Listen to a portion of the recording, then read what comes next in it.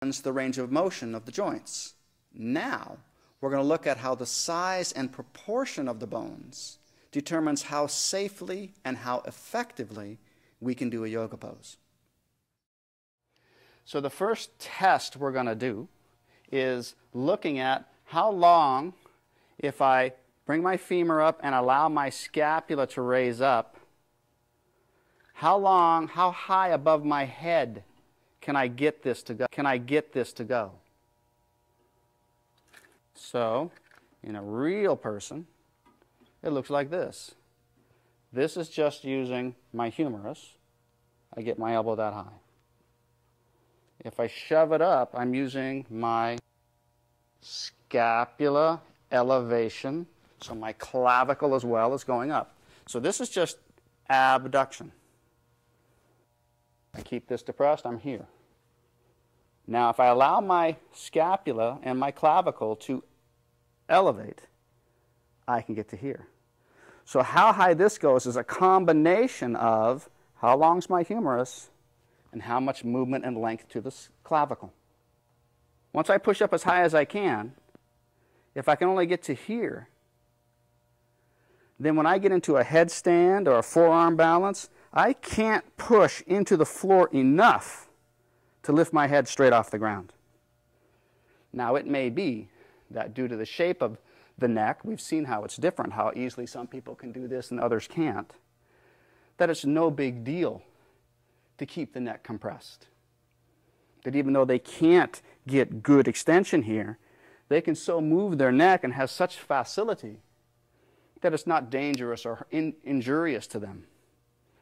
But there are some people, a significant proportion, where they just cannot find a comfortable angle, straight or bent, to carry the weight on their head without some painful and injurious compression to their neck. They just can't find it. You couple that type of neck with I can't take any of the weight off because I can't push up enough, that person's always going to end up ginking or tweaking their neck if they have a regular inversion process bearing a lot of weight here. We've seen Mikey before. Mikey, if you recall, just briefly, when he tilted his head back, he reached compression there. When I tilt my head back, I can go back very aggressively and never feel I'm compromising my position. Whereas if Mikey goes here, and he had the weight of his own body on there, he feels like he could dangerously compromise his integrity here. So would you look at Mike and say, oh, Mike, you never should do headstand, ever, because of that? No, that's not the only factor to consider. If he brings his arms up and then adds the elevation of his clavicle scapular structure, he can clear the top crown of his head. So if we put him upside down in a scorpion pose or a headstand pose, he can alternate that pose subtly or grossly. He can carry all the weight in his head by not pushing up through his clavicle and his scapula. But if he felt at any time that was compressive, or he needed to change because he wasn't sitting quite right, he could take virtually all the weight off his head if he wanted, make his adjustment, and very cautiously settle back down to see, is this the right place where I should be? And I've known a couple people who actually practice these inversions like this, and they almost never take any weight on their head. They just do enough of this for the entire time that the top of the head just grazes the floor, and it's not particularly strenuous for them to stay there. But to do that, to be those people, you need to have two things going for you. One, you need this proportion that you can get extended above the crown of your own head. Two, you need to have the flexion. It's no good to have the proportion if you can't get the flexion to bear the weight. Another person, another body, different body type, you can tell just by looking. But what's significant, what we're going to look at now is the same proportions as before. Michael can bend his head back, no problem, much better than Mikey. So it could be that because Michael has this motion here, he can pick different spots in his head where he might want to find to bear the weight that's not compressive for him, or at least the least compressive for him. But what he doesn't have, because we've tested this before, is this proportion is not working for him. That's just his humerus. Can he make up that much with elevating his scapula? He can just get to there, which is maybe just barely clearing the head if he shoves as hard as he can. And he's actually leaning his head slightly to make it happen. So at the very limit of his extension, he might barely get his head off the ground. So someone like Michael is going to have to be much more precise if he chooses to do anything where he's up like this, whether it's a headstand or a scorpion or any type of balance. He's got to get it right because he's bearing it pretty much all right there from the beginning. And he's got a much limited ability to thrust that up there and move it to a different spot once he's there. Now, what he might have going for him, he's got a strong neck and shoulder and a flexible neck. He might be able to roll to the front or the back of his head, even bearing all the weight, and it's not injurious for him. You don't know until you try, until you've experimented. Mikey, we saw and made a guess. Maybe if Mikey were to bear all his weight on his neck and roll it back and forth, he could very easily and unconsciously twinge it, and it was too late to come back. So once again, even though I point out to Michael and say, geez, Michael, your arm structure, your shoulder proportions don't suit you well to do a headstand, he still might, because of the strength and the contour of his neck curves, say it's no big deal for me to bear all my weight or virtually all my weight on my head anyway. Some people can bear a lot of weight like this. They just tilt their head to the right spot and they can bear a lot of weight. And other people, no matter how they try to do it, this is like, this is really bad for me. Because everybody's different. Everybody, how they carry the weight through the bones of their neck or their body is different. So this is one example how proportion would play into any inversions these two men might do. We've looked at this proportion of the humerus and the elevation of the clavicle and scapula to how I can get this above my head or not. Now we're going to go in the opposite direction. How long is this with scapular depression compared to how far can I get it down on my thighs or past my butt, my ischium?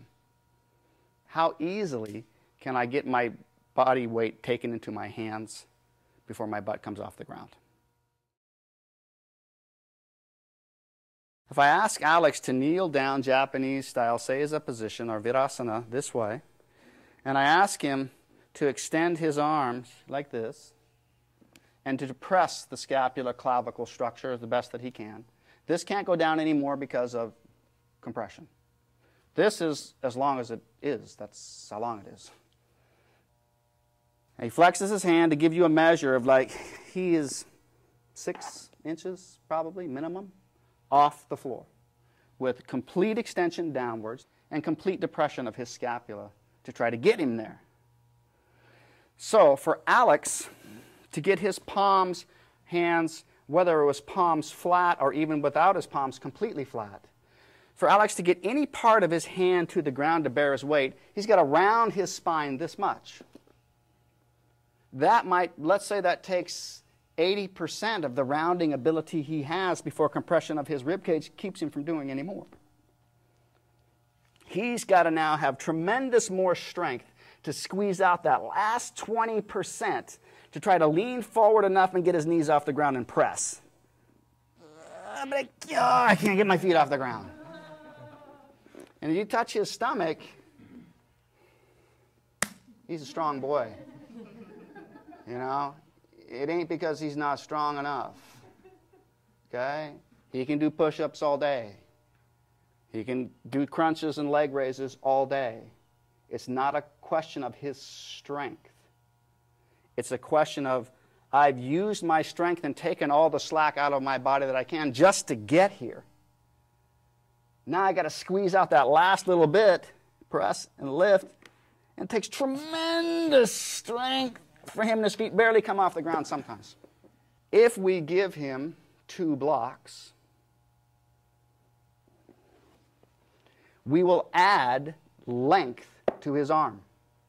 So we extend the length of his arm where he can grab that block and grab that block. Now, if he can support himself without rounding anything. Now he uses the strength that he always had, and when he rounds over and brings his legs up, how high is he off the ground? Now, he was always that strong, always that strong. He just had to use that strength to deform his own body that much just to get his hands on the ground. Now there's not enough left to pull him up. Strength was not the issue as far as muscular strength, but he didn't have the leverage in proportion. We give him a makeup here. Now, same power he always had. He could jump back and forth all day long if he wanted to. Is it because he's stronger, or is it just a change of proportion? Mark sits down, Seiza or Virasana position, and you look at his length of his arm positions, and his depression of his scapula.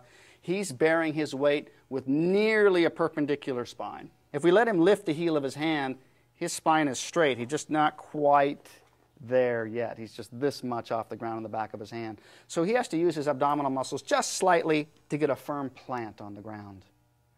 Now, this is pretty much how Alex was when he had blocks to make up for his proportional deficiency in this particular pose.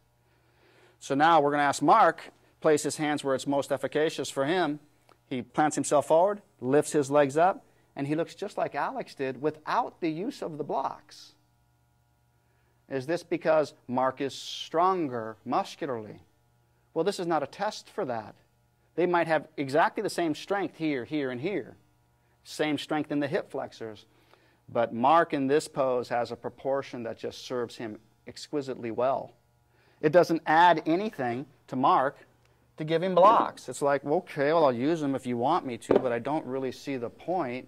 And he presses himself down and forward and goes like, you know, my relationship to my own body is the same as it was. I'm just a little higher off the ground. And if you look again, this is just proportion. Yoga didn't do this for him. He walks into the yoga studio, arms this long, spine this long, shoulders that will depress that much. And this serves him very well for many types of anything where he had to lift or carry himself. And I would suspect, with arms this long, that he could also take advantage of bending his elbows and do any inversion with a perfectly straight neck and bear all the weight through his arms. He could even depress his scapula and still stay almost completely out of his head. So if he wished to, he could have his head almost swinging free in any inversion and carry the weight here. The next test of proportion is femur to torso. When I flex the femur, or when the student flexes the femur, how close does this come to the shoulder? Is it coming below the shoulder or fairly equal to the shoulder? Look how this is so close to the height of the shoulder. Just to indicate what you can already see with your eye. When he rests his arm there, it's almost level. If we compressed him aggressively, it'd come in a little bit tighter here. But this gives us a good indication anyway of like, Tyler can pretty much keep his spine almost straight. And still, he's got very little difference between the top of his femur and his armpit. So if we look at where this would come up, it would be particularly in sitting and standing spinal rotations, where you're catching the arm on the back of your knee. So we take Tyler like this. We could cross his foot over the other side, but we're not going to for now, because we just want to make this comparison. Tyler can lift himself up, twist his body around, push that over like that. That is adduction. Hook that to the back, elbow bent. He can almost lift his spine up straight and just keep that hand there. And it catches very nicely there. So he can lever off of it and twist. Now we're going to do this same demonstration of proportion standing up in a twisting triangle or a twisting warrior pose. Come into this position to start with, hook the arm over, and then extend. You can put that knee down to get yourself situated. My point is Tyler stays almost extended, and he can still catch his arm on the back of his knee. And then whether he extends through the back or not, or reaches up with his hand or not, or reaches around under his leg and grabs his hand from behind his